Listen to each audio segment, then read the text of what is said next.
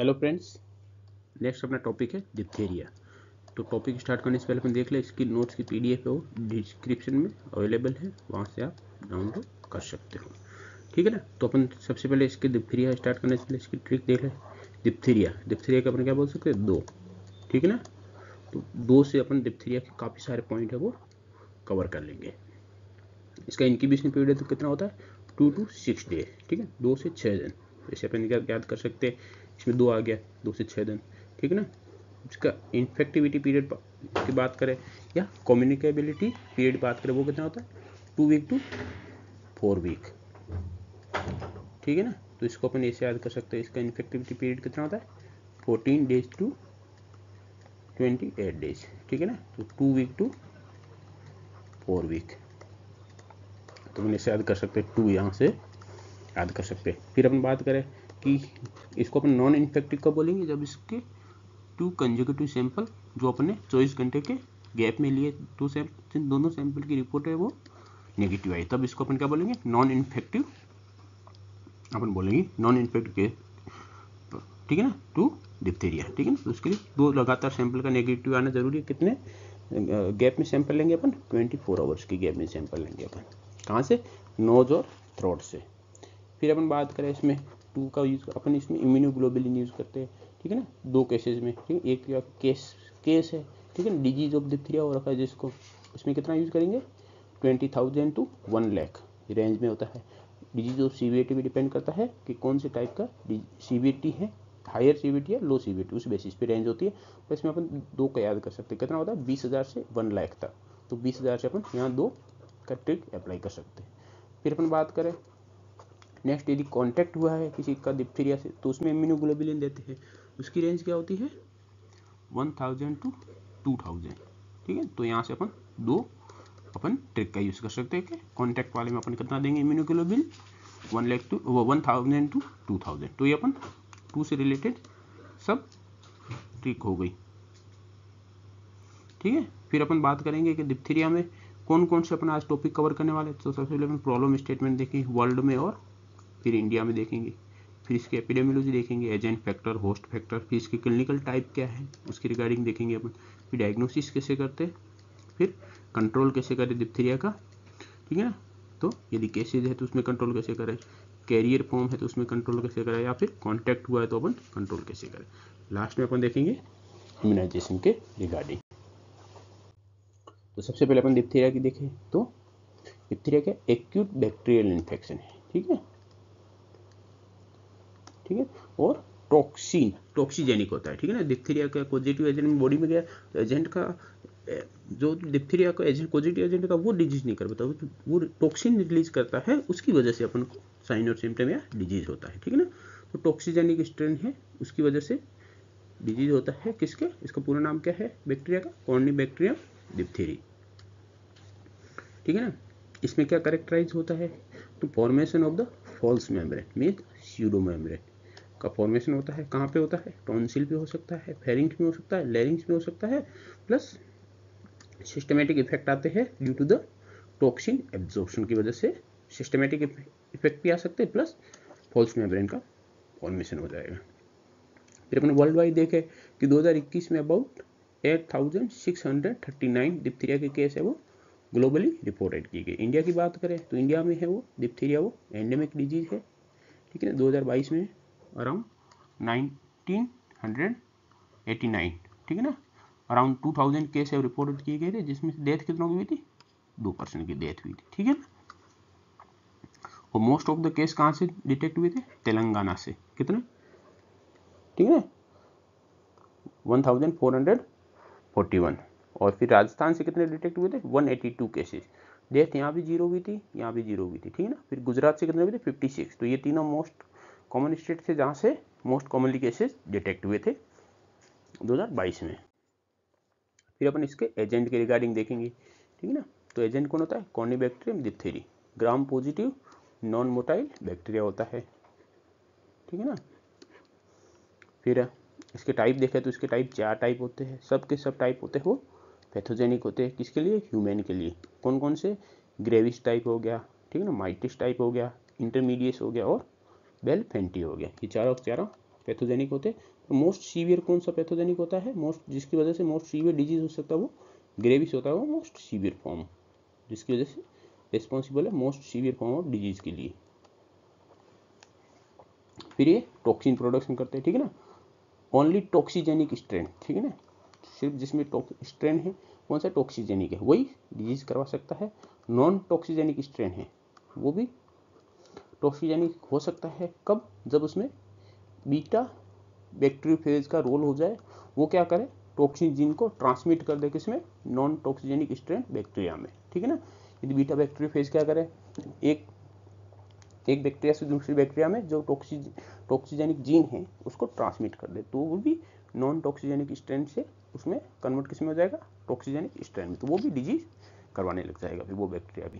फिर इसके बाद पैथोजेनेसिस की बात करें तो डिजीज के लिए कौन रेस्पॉन्सिबल है, एक्सोटोक्सिन, जो पॉजिटिव एजेंट खुद उनके खुद इन्वेजन से डिजीज नहीं होता है, उनके एक्सोटोक्सिन रिलीज से डिजीज होता है। जैसे क्या होता है, नेक्रोसिस एंड स्यूडोमेम्ब्रेन फॉर्मेशन होता है लोकली, प्लस मायोकार्डाइटिस हो सकता है, प्लस न्यूराइटिस सिस्टमेटिक, मायोकार्डाइटिस और न्यूराइटिस सिस्टमेटिक, ये इसके अपन ने सिस्टमेटिक इफेक्ट देख लिए।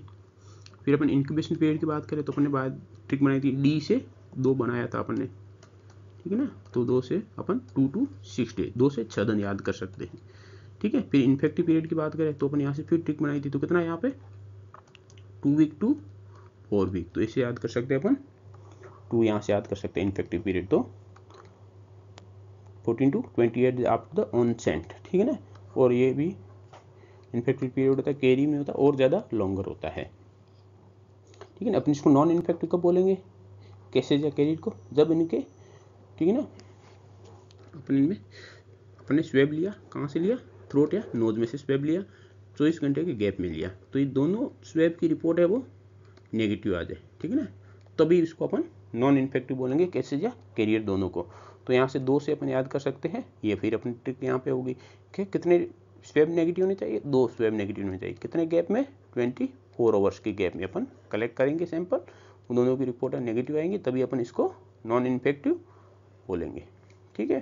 तो ये भी यहाँ भी 2 हो गया, तो इस 2 से अपने इंक्यूबेशन पीरियड याद हो जाएगा अपन को, इन्फेक्टिव पीरियड याद हो जाएगा, और नॉन इन्फेक्टिविटी पीरियड कितना होता है, कब बोलेंगे अपन इसको, तो इसको भी अपन इस ट्रिक से याद कर सकते हैं। फिर अपन बात करेंगे सोर्स ऑफ इन्फेक्शन का काम कौन करता है, तो इसमें केसेज प्लस कैरियर, ठीक है। तो इसमें कैरियर होता है डिप्थीरिया में, वो कैरियर स्टेज होती है, वो कैरियर स्टेज प्रेजेंट होती है, ये पता होना चाहिए अपन को, ठीक है। तो कैरियर कितने % केसेस के लिए रेस्पॉन्सिबल है इन्फेक्शन के लिए, टोटल मोर देन 95% केसेस के लिए कौन रेस्पॉन्सिबल है सोर्स ऑफ इन्फेक्शन में, कैरियर। और इंसिडेंस देखे अपन कैरियर का कम्युनिटी में कितना होता है, किसके, डिप्थीरिया के कैरियर का, तो 0.5 to 1% इसका इंसिडेंस हो गया, ठीक है ना। Nasal carrier more dangerous than the throat carrier, ठीक है ना, हम लोग ज़्यादा डेंजर होते हैं, ज़्यादा डिजीज ट्रांसमिशन में इनका रोल हो सकता है, ठीक है ना। कैरियर हो सकता है, इधर हेल्दी भी हो सकते हैं, इंक्यूबेटरी पीरियड में भी हो सकते हैं, और कन्वल्सेंट पीरियड में भी हो सकते हैं, ठीक है ना, कौन से भी कैरियर हो सकते हैं।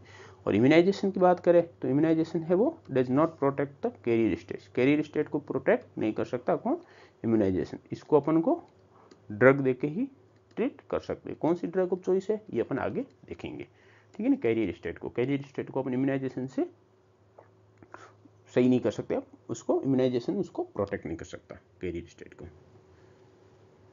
फिर अपन बात करें केस फैटिलिटी रेट को, यदि अनट्रीटेड चाइल्ड है, डिप्थीरिया का केस है, अनट्रीटेड चाइल्ड है, तो केस फैटिलिटी रेट कितनी हो सकती है, 10% केसेज जब उनकी डेथ हो सकती है। इंडिया में बात करें अपन, ठीक है ना, विथ ट्रीटमेंट और वैक्सीनेशन इन फेज, के वैक्सीनेशन आपने प्रॉपरली प्लेस किया है, प्रॉपरली दिया है और ट्रीटमेंट भी दिया, फिर भी 2 to 3% केसेज में डेथ हो जाती है, ये अपने इंडिया में होगी बात। फिर अपन नेक्स्ट देखेंगे होस्ट फैक्टर के बारे में, ठीक है। तो मोस्ट कॉमनली एज ग्रुप कौन सा अवेलेबल अफेक्टेड होता है, mainly 1 to 5 year age children होते हैं, वो मोस्ट कॉमनली अफेक्टेड होते हैं, ठीक है। अपन जेंडर की बात करें तो बोथ जेंडर इक्वली अफेक्टेड। फिर अपन इम्यूनिटी की बात करें, ठीक है, ठीक है, protection by the circulating antitoxin, कितना एंटीटॉक्सिन होना चाहिए अपने, 0.01 इंटरनेशनल यूनिट पर ml, यदि इतना % है तो ये एंटीटॉक्सिन लेवल, तो ये प्रोटेक्शन लेवल है कि अपन को अपने बॉडी में एंटीबॉडी तो भी प्रोटेक्शन लेवल टाइटर है, वो प्रॉपर है। इन्फेक्शन से भी एंटीबॉडी को एक्टिव अपने एंटीबॉडी प्रोटेक्शन मिल सकता है और वैक्सीनेशन भी अपने को प्रोटेक्शन मिल सकता है। दोनों से क्या होता है, वैक्सीनेशन और इन्फेक्शन से अपना इम्यून सिस्टम एक्टिवेट होता है और एंटीबॉडी का फॉर्मेशन होता है और फिर अपन को फ्यूचर में प्रोटेक्शन मिल सकता है। फिर अपन बात करें मैटरनल एंटीबॉडीज की, तो कुछ फ्यू मंथ्स के लिए अपन को प्रोटेक्ट करती है डिप्थीरिया इन्फेक्शन से। फिर मैं इन्वायरमेंटल फैक्टर की बात करें, ठीक है ना, अकर through out the year, winter and early spring favour the transmission को फेवर करेगी, तो इस सीजन में डिजीज होने के चांसेस वो हायर होंगे, पर through out the year disease है वो हो सकते हैं, ठीक है। और मोड ऑफ ट्रांसमिशन की बात करें, किसके थ्रू स्प्रेड हो सकते हैं डिजीज, तो ड्रॉपलेट इन्फेक्शन के थ्रू, नेजोफेरेंजियल सीक्रेशन के through, cutaneous lesson, direct contact के थ्रू भी ट्रांसमिट हो सकता है, प्लस कॉन्टामिनेटेड फोमाइट्स। तो ये सब इसके हो गए मोड ऑफ द ट्रांसमिशन। फिर अपन बात करें सबसे पहले इसके क्लिनिकल टाइप की, तो फेरेंजियल फॉर्म है वो मोस्ट कॉमन फॉर्म है, ठीक है, जिसको अपन क्या बोलते हैं, मोस्ट कॉमन फॉर्म है, ठीक है, जिसको अपन फोशियल फेज भी बोलते हैं, ठीक है। तो इसमें क्या होता है, शॉर्ट थ्रोट होगा, लो ग्रेड फीवर आएगा, ग्रेइश एड्रेंट स्यूडो मेम्ब्रेन का फॉर्मेशन होगा, कहाँ पे, टॉन्सिल या फेरिंग्स में, प्लस लिम्फ नोड है इनलार्ज हो जाएंगे, ठीक है ना, ठीक है ना, और एडिमा हो जाएगा कहाँ पे, नेक पे, अपने anterior part of the neck पे, जहाँ पे अपना कैसा दिखेगा, बुल नेक दिखेगा अपन को, ठीक है ना, एडिमा की वजह से। तो ये अपने सब फेरेंजियल फॉर्म जो क्लिनिकल टाइप होता है उसमें सब दिखता है, स्यूडो मेम्ब्रेन भी दिखता है, बुल नेक भी दिखता है, और लिम्फ नोड वो इनलार्ज हो जाते हैं, प्लस फीवर वगैरह, शॉर्ट थ्रोट वगैरह होता है। लेरेंजियल फॉर्म की बात करें तो वहाँ पे, ठीक है ना, वोकल कॉर्ड अफेक्ट होगी, तो होर्सनेस ऑफ वॉइस होगी, प्लस ऑब्स्ट्रक्शन होगा, ठीक है ना, और इसी वजह से डिफिकल्टी इन ब्रीदिंग हो जाएगा। फिर एस्फाइक्सिया और suffocation if membrane extend to the trachea bronchitis यदि एक्सटेंड कर गई तो एस्फाइक्सिया सफोकेशन हो सकता है। फिर अपन नेजल की बात करें कि नेजल फॉर्म की बात करें तो माइल्डेस्ट फॉर्म है, यूनिलैटरल सीरोसैंग्विनस डिस्चार्ज होता रहेगा इसमें, ठीक है ना। तो यदि नेजल फॉर्म यदि हो गया डिप्थीरिया से तो इसमें यूनिलैटरल डिस्चार्ज होता रहेगा। फिर क्यूटेनियस फॉर्म की बात करें, ठीक है ना, तो मेम्ब्रेन कहाँ पे साइट हो, कहाँ फॉर्मेशन होगा मेम्ब्रेन का, एट द वुंड, जहाँ पे वुंड हो रखी है वहाँ पे किसी भी, ठीक है, आईज में, ईयर में या जेनिटेलिया में, कहीं भी जगह मेम्ब्रेन का फॉर्मेशन हो सकता है। इसको अपन क्या बोलते हैं, cutaneous form of the diphtheria. फिर अपन बात करें जो भी अपने बात की कि फॉल्स मेम्ब्रेन या सीडो मेम्ब्रेन का फॉर्मेशन होता है, तो यहाँ पे अपन डायग्राम से देख सकते हैं, जैसे ये बना हुआ है, सीडो मेम्ब्रेन का फॉर्मेशन हो रखा है, ठीक है ना। तो greyish white to greenish yellow colour की मेम्ब्रेन होती है, ठीक है ना, false membrane form over the tonsil, larynx या फेरिंग्स, इसकी लोकेशन होगी, कहाँ पे फॉर्मेशन हो सकता है, ठीक है। इसके अपन आप इसमें देख सकते हो कि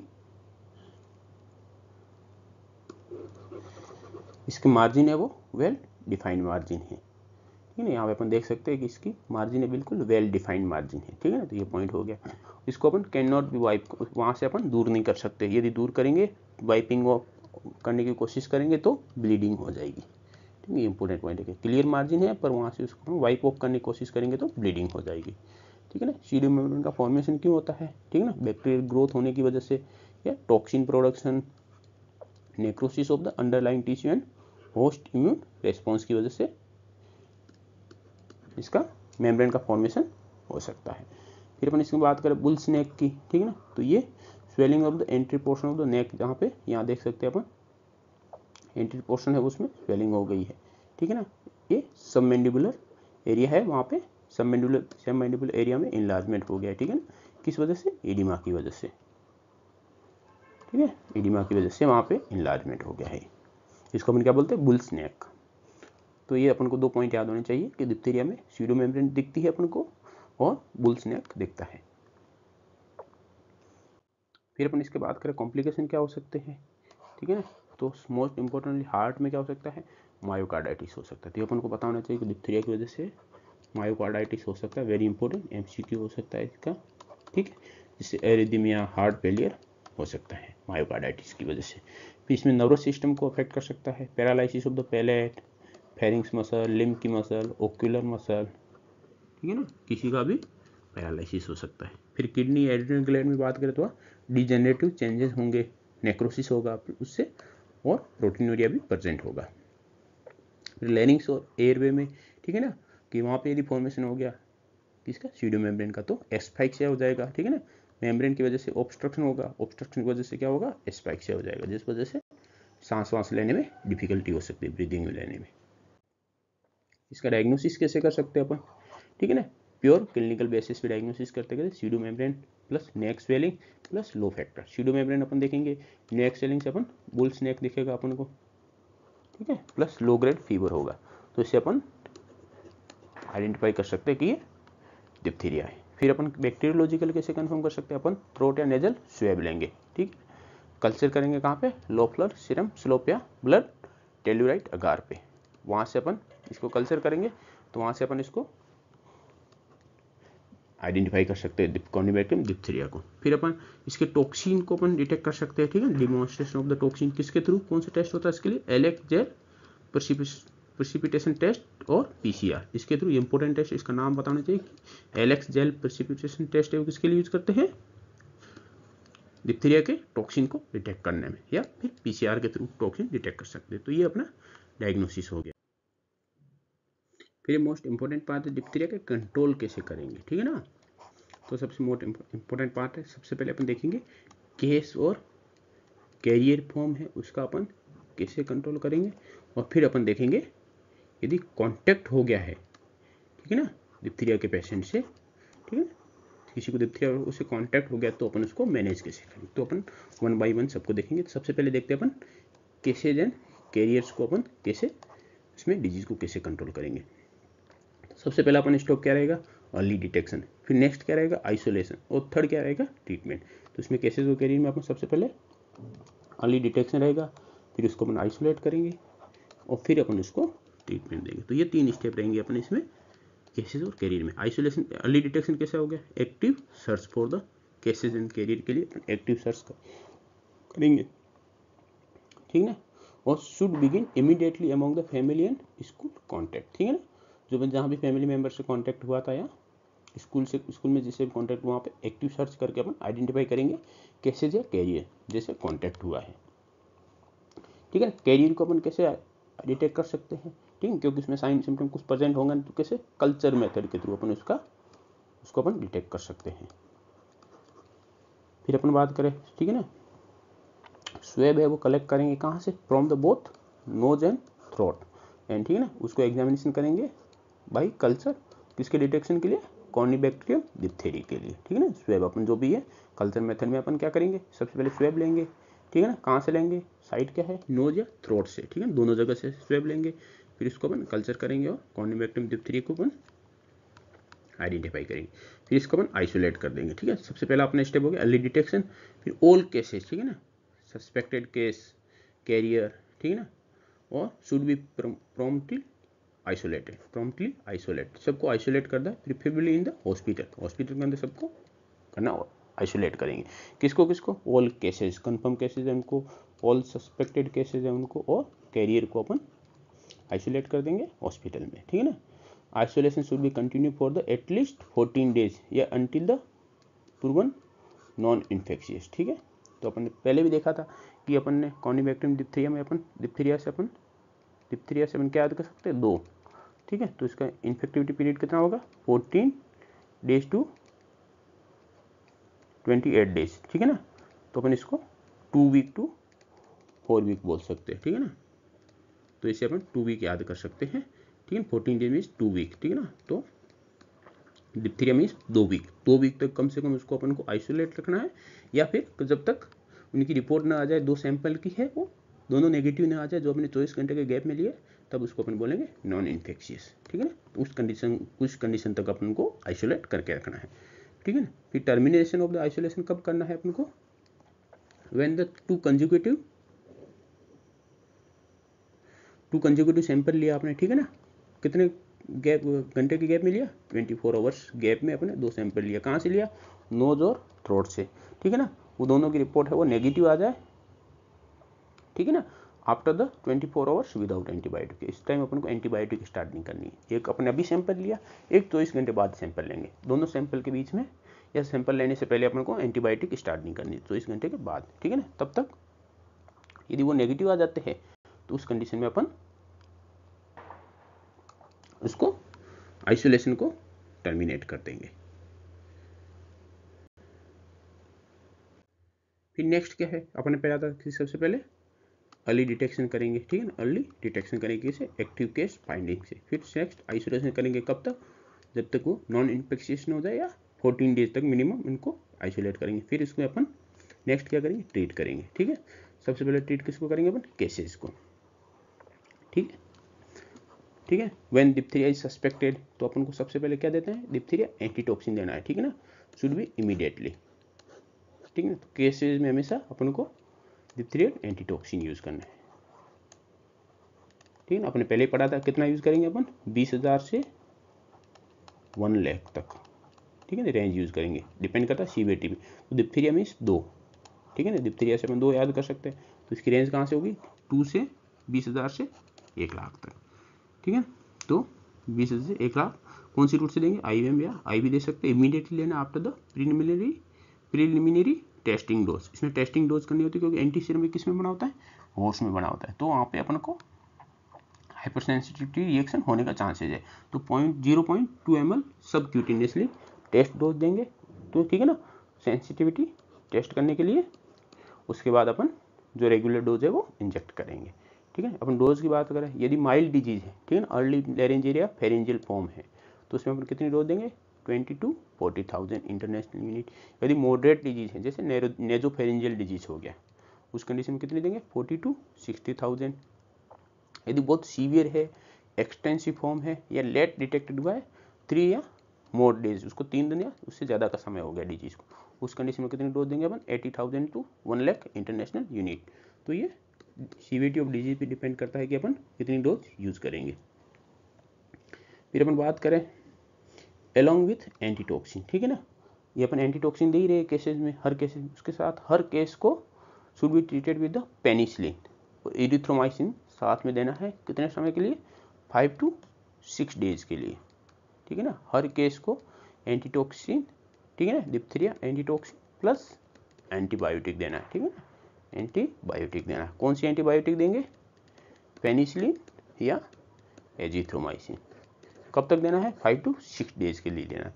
तो इसका क्या रोल होता है एंटीबायोटिक, तो to clear the throat from Corynebacterium diphtheria से क्लियर करे, ठीक है ना, उसको थ्रोट इन्फेक्शन से, और टॉक्सिन प्रोडक्शन है उसको भी रिड्यूस करे। तो इसमें एंटीबायोटिक का ये रोल होता है इसमें। फिर नेक्स्ट है अपन किसका ट्रीटमेंट करेंगे, कैरियर फॉर्म का, ठीक है। कैरियर के लिए अपन कैसे करेंगे, treatment should be treated with the 10 days course of the oral azithromycin, ठीक है ना। ये मोस्ट इफेक्टिव या ड्रग ऑफ चॉइस है, ठीक है ना। कैरियर के लिए कौन सी ड्रग ऑफ चॉइस है, 10 डेज एजिथ्रोमाइसिन, वो भी ओरली, ठीक है ना। इसमें कोई भी अपन को एंटीटॉक्सिन वैक्सीन वगैरह की जरूरत नहीं होती है, इसमें सिर्फ कैरियर को ट्रीट करने के लिए ओरल एजिथ्रोमाइसिन इफेक्टिव है। ट्रीटमेंट कंप्लीट होने के बाद उसका कल्चर रिपीटेड करेंगे अपन टू इंश्योर द स्टेटस, ठीक है ना, उसका इम्यून स्टेटस चेक करेंगे कि उसमें नेगेटिव आया कि नहीं आया। अपन कल्चर स्वेब लेंगे, ठीक है ना, स्वेब से अपन कल्चर करेंगे, उसमें अपन डिटेक्ट करेंगे कि टेस्ट है वो नेगेटिव है नहीं आया, ठीक है। तो ये हो गया अपना, ठीक है। उसके बाद अपन उसका इम्यूनिटी स्टेटस चेक करेंगे, ठीक है ना, शुड बी अपग्रेडेड, ठीक है ना। यदि ब्लू है तो बूस्टर इम्यूनाइजेशन, उसको कैरियर है उसको ट्रीटमेंट हो गया तो उसको अब बूस्टर इम्यूनाइजेशन प्रोवाइड करेंगे अपन।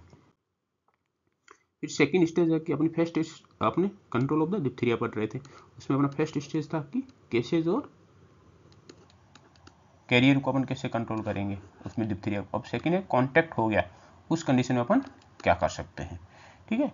तो सबसे पहले कांटेक्ट को आइडेंटिफाई करना है, हाउस होल्ड मेंबर था या क्लासमेट या प्लेमेट था या health care worker expose to the patients respiratory infection, किसी को डिप्थीरिया हो रखा है उसके रेस्पिरेटरी इन्फेक्शन सो सिक्रेशन है उससे एक्सपोजर हो गया, हेल्थ केयर वर्कर या any person who had close and prolong contact with the case, कि कोई भी डिप्थीरिया का केस था उससे बहुत समय से उसका कॉन्टैक्ट में है, ठीक। तो ये कंडीशन होगी, अपन को आइडेंटिफाई करना है कॉन्टैक्ट्स को। सेकंड में क्या करना है, उनको मेडिकल एग्जामिनेशन करना है, ठीक है ना। Every close contact should be examined clinically for the sign the throat nasal discharge और स्यूडो मेम्ब्रेन के लिए, ठीक है ना। ये प्रेजेंट है, इसके लिए अपन को हर कॉन्टैक्ट में जो कॉन्टैक्ट में आया क्लोज कॉन्टैक्ट में आया उनको सबको चेक करना है। फिर अपन क्या करेंगे, थ्रोट एंड नेजल स्वेब लेंगे, ठीक है ना। Swab should be taken from the both throat and nose, दोनों साइड से चेक करेंगे for culture to detect the carrier का। जैसे कांटेक्ट हुआ है जैसे किसी से कांटेक्ट हुआ है, कौन से, इसमें से किसी भी, अपने जो यहाँ पॉइंट पर किसी से भी कांटेक्ट हुआ है, इसमें वो केसेज है कैरियर, इसको डिटेक्ट करना है अपन को, तो उनमें से अपन सब में अपन कल्चर लेंगे, ठीक है ना। कहाँ से, थ्रोट एंड नेजल स्वेब लेंगे, कल्चर लेंगे, कल्चर अपन स्वेब लेंगे और वो कल्चर के लिए अपन सेंड कर देंगे। उस कल्चर अपन नेजल स्वेब ले लिया, स्वेब लेने के बाद अपन को क्या स्टार्ट करना है, नेक्स्ट कीमोप्रोफाइलेक्सिस अपन को देना है, ठीक है। अपन कीमोप्रोफाइलेक्सिस में क्या देंगे, एंटीबायोटिक यूज करेंगे, ठीक है। कब यूज करना है, स्वेब लेने के बाद में, ठीक है ना। स्वेब लेते ही फिर वो अपना जो मेन रिजल्ट है, वो रिपोर्ट है, वो डिस्टर्ब हो सकती है, क्योंकि अपन ने पहले यदि एंटीबायोटिक स्टार्ट कर दी स्वेब लेने से पहले। स्वेब लेना है, फिर अपन को नेक्स्ट कीमोप्रोफाइलेक्सिस देना है, ठीक है ना, प्रोफाइलेक्टिक एंटीबायोटिक देनी है, ठीक है ना। All close contact should receive, ठीक है ना, ठीक है। जितना भी जिसका भी कॉन्टैक्ट हुआ है, ठीक है ना, डिप्थीरिया के कैरियर या पेशेंट से, उस सबको कीमोप्रोफाइलेक्सिस लेना है, ठीक है ना। तो कई बार ऐसा क्वेश्चन आता है कि एक बच्चा है जो इम्यूनाइज है, ठीक है ना, उसका कांटेक्ट किससे हो गया, घर में किसी में और अदर मेंबर से, अदर मेंबर था जिसको डिप्थीरिया था, उससे कांटेक्ट हो गया, ठीक है। तो इसका मतलब क्या होगा, बच्चे में क्या करेंगे, बच्चा इम्यूनाइज्ड है, ठीक है, पर उसमें अपन हर किसी में एज ए प्रोफाइलैक्टिक क्या स्टार्ट करेंगे, कम से कम उसमें एंटीबायोटिक तो स्टार्ट करेंगे, फिर अपन रिपोर्ट करेंगे, यदि रिपोर्ट नेगेटिव आ जाती है तो अपन एंटीबायोटिक को स्टॉप कर देंगे। तो मिनिमम अपन, यदि बच्चा इम्यूनाइज है तो कम से कम अपन एंटीबायोटिक स्टार्ट करेंगे, ठीक है। तो कॉन्टैक्ट के केसेस में कभी भी नो इंटरवेंशन का ऑप्शन है ही नहीं अपने पास अवेलेबल, ठीक है। तो मिनिमम एंटीबायोटिक, यदि नॉन इम्यूनाइज है तो एंटीबायोटिक प्लस इम्यूनाइजेशन कवरेज करेंगे अपन। तो इसमें अपन बात करें कीमोप्रोफाइलेक्सिस में कौन सी ड्रग देते हैं, इरिथ्रोमाइसिन ड्रग ऑफ चॉइस है, ठीक है। कितनी, 40 to 50 mg पर kg per day in 4 divided dose के, जो भी डिवाइडेड डोज होगी कैलकुलेशन, उसको कितने में, 4 से डिवाइड कर देंगे। कितने टाइम के लिए, 7 to 10 डेज के लिए, ठीक है। आपने कैरियर में भी कितने यूज़ कर रहे थे, 10 डेज के लिए यूज़ कर रहे थे, ठीक है। तो इसमें भी 7 to 10 डेज। और यदि एजिथ्रोमाइसिन नहीं यूज़ कर रहे थे तो और कौन सा सेकंड ऑप्शन कौन सा है, एरिथ्रोमाइसिन के अलावा single dose of the benzathine penicillin, ठीक है ना, या पेनिसिलिन जी हो गया, ठीक है। कितनी, 6 लाख इंटरनेशनल यूनिट, यदि उम्र लेस देन 6 ईयर है, यदि एज 6 या मोर देन 6 ईयर है, उस केस में 1.2 मिलियन इंटरनेशनल यूनिट इसकी डोज यूज करेंगे, ठीक है। यदि कल्चर की रिपोर्ट नेगेटिव आ जाती है तो अपन एंटीबायोटिक को स्टॉप कर देंगे, ठीक है।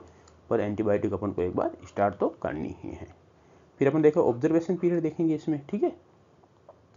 Contact should be kept under the daily observation for the at least 7 days for any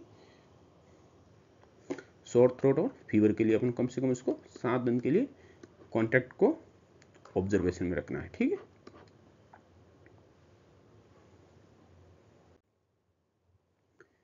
फिर अपन बात करें इम्यूनाइजेशन ऑफ द कॉन्टैक्ट, अपन जिसका भी कॉन्टैक्ट हुआ उसका इम्यूनाइजेशन स्टेटस अपन चेक करेंगे, ठीक है ना। इम्यूनाइजेशन स्टेटस चेक करेंगे, ठीक है। अपने उसको आइसोलेट कर दिया, स्वेब ले लिया, कीमोप्रोफाइलेक्सिस दे दिया उसको, ठीक है ना, रिपोर्ट भेज दी, ठीक है। अब उसका अपन ने इम्यूनाइजेशन स्टेटस चेक करेंगे, ठीक है। अपन अभी तक क्या सिर्फ दे चुके, एंटीबायोटिक दिए, ठीक है ना अपन ने, और उसका रिजल्ट आ गया, ठीक है। अब देखो इम्यूनाइजेशन स्टेटस देखेंगे, यदि अनइम्यूनाइज्ड है या इनकम्प्लीट सीरीज ले रखा है, मतलब लेस देन 3 डोजेस ले रखी है उसने, ठीक है, तो इनकम्प्लीट हो गया। और अनइम्यूनाइज्ड, बिल्कुल इम्यूनाइजेशन, उस कंडीशन में क्या करेंगे, start the complete course of the DPT या टीडी एज पर एज, ठीक है ना। कंप्लीट कोर्स स्टार्ट करेंगे, ठीक है ना, उसके एज पे डिपेंड करेगा कि उसको डीपीटी देना है या टीडी देना है। प्लस साथ में क्या देंगे, डिप्थीरिया टॉक्सिन देंगे, एंटी टॉक्सिन, कितना, 1000 2000 अपन ट्रिक थी ना, डिप्थीरिया से अपन क्या याद करेंगे, 2 से इसकी रेंज क्या, 1000 to 2000, ठीक है ना। कौन से रूट से देंगे, इंट्रामस्कुलर, ठीक है ना, फॉर इमीडिएट प्रोटेक्शन का काम करता है डिप्थीरिया टॉक्सिन, साथ, ठीक है ना। साथ में क्या देंगे, डीपीटी का वैक्सीनेशन।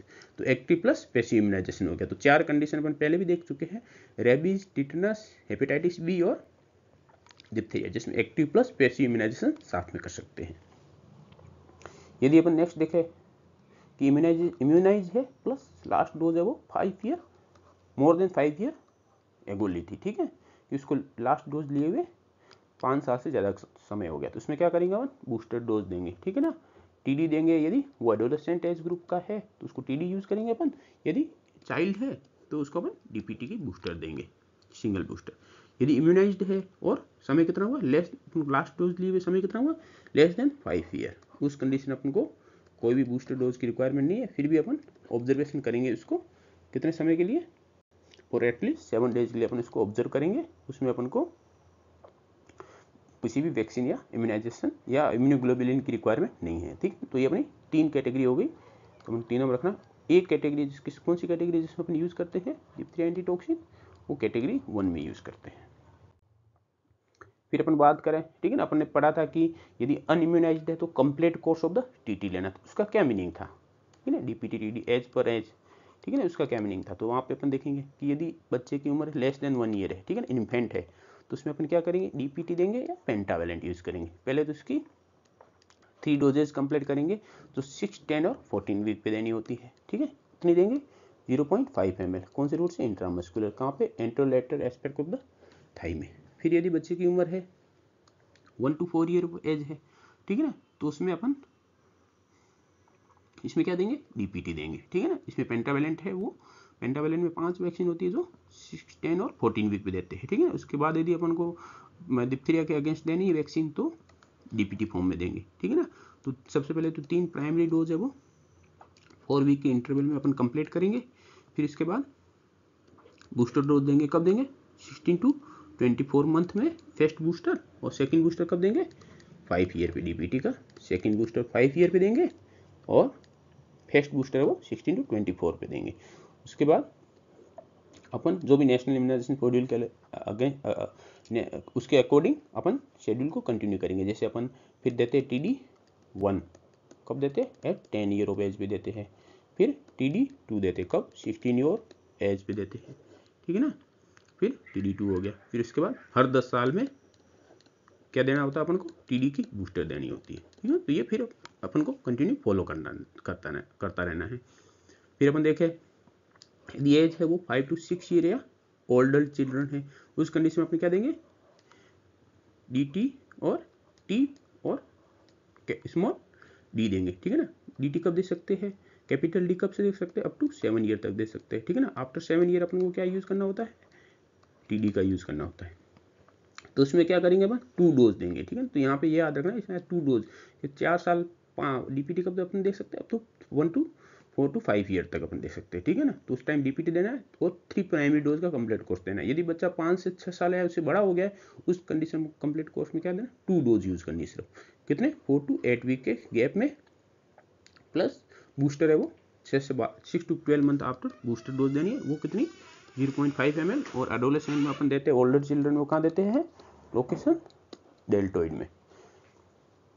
फिर अपन नेक्स्ट बात करें एडोलेसेंट या एडल्ट है तो उसमें अपन क्या देंगे, सिर्फ टीडी देंगे, ठीक है ना। सबसे पहले तो अपन 2 डोज देंगे, कब, 4 वीक to 8 वीक के गैप में देंगे, ठीक है ना। फिर अपन हर 10 साल में एक बूस्टर देंगे, कितना देंगे, 0.5 ml।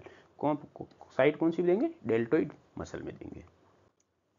जो भी कॉन्टैक्ट हुआ था जिनसे अपन ने उनका वैक्सीनेशन इम्यूनाइजेशन स्टेटस है वो चेक कर लिया, और उनमें वैक्सीनेशन है वो कंप्लीट कर लिया। अब फिर क्या होता है, जो भी, ठीक है ना, डिसइंफेक्ट करना है जो भी पेशेंट के सीक्रेशन से, ठीक है ना, को डिसइंफेक्ट करना है, या कोई भी आर्टिकल है जैसे हैंडकर चिप हो गया या यूटेंसिल हो गया, लाइनेंस हो गए, ठीक है ना, कोई भी यदि डिसइंफेक्ट हुए, कोई भी इन्फेक्टेड हुए, उन सबको डिसइंफेक्ट करना है।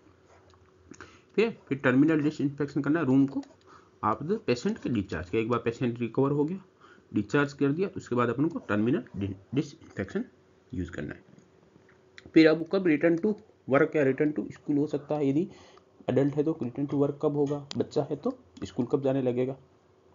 यदि कॉन्टैक्ट हुआ है उस कंडीशन में क्या, रिसीव द प्रोफाइलैक्सिस, ठीक है, प्रोफाइलैक्सिस उसने रिसीव किया है, एंड आर एसिम्प्टोमेटिक में return after the 1 negative culture और completion of the antibiotic course, ठीक है ना, कि उसने प्रोफाइलैक्सिस है वो प्रॉपर्ली ले लिया, और एसिम्प्टोमेटिक है और एंटीबायोटिक का कोर्स कंप्लीट ले लिया, प्लस उसका 1 कल्चर है वो, एक कल्चर का सैंपल लिया वो नेगेटिव आया, उस कंडीशन में वो बिल्कुल नॉन इन्फेक्टिव जा सकता है कहीं भी। फिर अपन कैरियर की बात करें तो कैरियर में 2 कंसेक्यूटिव सैंपल है वो नेगेटिव होने चाहिए, जो 24 आवर्स के गैप में अपन कलेक्ट किए हैं, तो उस कंडीशन में अपन उसको ठीक है ना, वो अपने नॉर्मल रूटीन लाइफ में रिटर्न कर सकता है।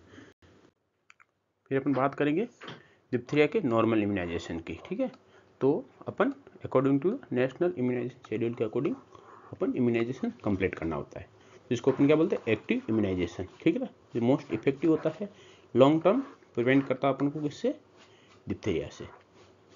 तो इसमें अपन क्या करते हैं, इन्फेंट होता है, ठीक है ना, उसको अपन कब देते हैं, पेंटावेलेंट की फॉर्म में डीपीटी देते हैं, जिसमें पेंटावेलेंट में कौन सा होता है, डीपीटी, हेपेटाइटिस बी और हीमोफिलस इन्फ्लुएंजा बी का कॉम्बिनेशन होता है, 5 वैक्सीन का कॉम्बिनेशन हो, इसलिए उसको अपन पेंटावेलेंट बोलते हैं। कब लेते हैं ये अपन, पेंटावेलेंट 6, 10 और 14 वीक पे इसकी डोज लेते हैं। इसका डोज कितनी होती है, 0.5 ml। रूट कौन सा होता है, इंट्रामस्कुलर। साइड क्या होती है, anterolateral aspect of the thigh. फिर अपन बूस्टर 1 लेते हैं, किसकी, डीपीटी की बूस्टर 1 हो गई, डीपीटी बूस्टर 1। कब, 16 to 24 मंथ के एज ग्रुप में लेते हैं। इसकी भी डोज है वो 0.5 ml, इंट्रामस्कुलर रूट है। फिर अपन बूस्टर 2 डोज कब लेते हैं, किसकी, बूस्टर 2, डीपीटी की बूस्टर सेकेंड हो गई है अपनी। एज, इसका एज ग्रुप क्या होता है, क्या टाइम होता है, 5 to 6 ईयर की एज में अपन लेते हैं डीपीटी बूस्टर सेकेंड। इसकी भी डोज होती है वो 0.5 ml IM लेते हैं ये भी। ठीक है ना, और ये अपन काम लेते हैं, साइड क्या होती है इसकी, डेल्टोइड होती है। ठीक है ना, इसकी साइड होती है जो बूस्टर 1 लेते हैं उसको एंटेरोलेटरल एस्पेक्ट थाइम लेते हैं, और डीपीटी बूस्टर सेकेंड होती है वो कहाँ देते हैं अपन, डेल्टोइड में देते हैं। फिर अपन बात करें एडोलेसेंट एज ग्रुप में, तो 10 ईयर और 16 ईयर एज ग्रुप में कौन से लेते हैं, TD1 और TD2। ठीक है ना, इसकी भी डोज होती है 0.5 ml IM रूट से लेते हैं। फिर अपन एडल्ट में बात करें, ठीक है ना, तो अपना ये कंप्लीट कोर्स हो गया, उसके हर 10 साल में अपन को TD बूस्टर की एक डोज लेनी होती है, जो इंट्रामस्कुलर 0.5 ml लेते हैं। कहाँ पे, साइड कौन सी होती है, डेल्टोइड। ठीक है ना, डीपीटी बूस्टर सेकेंड होती है, उसकी भी साइड कौन सी होती है, डेल्टोइड। तो टोटल देखा हमने TD डिप्थीरिया की कितनी डोज ले ली, 3 डोज है वो पेंटावेलेंट के साथ कॉम्बिनेशन में ले ली, प्लस डीपीटी बूस्टर 1 हो गया, एक डीपीटी बूस्टर सेकेंड हो गया, प्लस TD1 हो गया, और प्लस TD2 हो गया। टोटल डोज कितनी हो गई, 7 डोज हो गई according to the national immunisation schedule के अकॉर्डिंग। प्लस अपन को हर 10 साल में एक TD की बूस्टर डोज लेनी होती है। ठीक है ना, कब तक, लाइफ लॉन्ग। फिर अपन बात करें पैसिव इम्यूनाइजेशन की। ठीक है ना, पैसिव इम्यूनाइजेशन में अपन डिप्थीरिया एंटीटॉक्सिन लेते हैं, जो हॉर्स सीरम से बना हुआ होता है, प्रोफाइलैक्सिस के लिए यूज करते हैं। तो इसके कौन सी कंडीशन में लेते हैं अपन, ठीक है, एक तो केसेज होते हैं, ठीक है ना, उसमें लेते हैं। उसमें कितनी रेंज होती है इसकी, 20,000 to 1 लाख इंटरनेशनल यूनिट। और कौन सी रूट से लेते हैं, या इंट्रामस्कुलर या IVM लेते हैं। ठीक है ना, IV या IM रूट से अपन लेते हैं ये। ठीक है, और कॉन्टैक्ट की बात करें तो कॉन्टैक्ट में अपने बात की थी कि, ठीक है, कॉन्टैक्ट में कौन सी कंडीशन लेते हैं, यदि अनइम्यूनाइज्ड है या इनकम्प्लीट कोर्स ले रखा है इम्यूनाइजेशन का, उस कंडीशन अपन कितना यूज़ करते हैं, 1000 to 2000 इंटरनेशनल यूनिट। कौन सी रूट से, इंट्रामस्कुलर। ठीक है ना, ये प्रोटेक्शन कब तक प्रोवाइड कर सकता है, 2 to 3 वीक तक प्रोटेक्शन प्रोवाइड करता है कौन, डिप्थीरिया एंटीटॉक्सिन। तो अपनी ट्रिक थी कि डिप्थीरिया से अपन 2 याद रखेंगे, 2 से अपन दोनों याद कर सकते हैं कि जो अपन केसेज में यूज़ करते हैं वो कितना यूज़ करते हैं, 20,000 to 1 लाख। ठीक है ना, और जो अपन कॉन्टैक्ट में देते हैं, ठीक है ना, प्रोफाइलैक्सिस के लिए कॉन्टैक्ट, जिसका कॉन्टैक्ट हुआ है डिप्थीरिया पेशेंट कैरियर या केसेस से, ठीक है ना, उस कंडीशन में कितने देते हैं, 1000 to 2000। ठीक है ना, तो यहाँ से 2 से अपन याद कर सकते हैं, यहाँ से 2 से डिप्थीरिया 2 के अपन केसेज में 20,000 से 1 लाख तक, और नॉर्मल कॉन्टैक्ट हुआ है तो 1000 से 2000। ठीक है ना, तो यहाँ से 2 से 2 याद कर सकते हैं कि डिप्थीरिया में डोज कितनी होती है। ठीक है ना, डिप्थीरिया एंटीटॉक्सिन की। Thank you for your watching.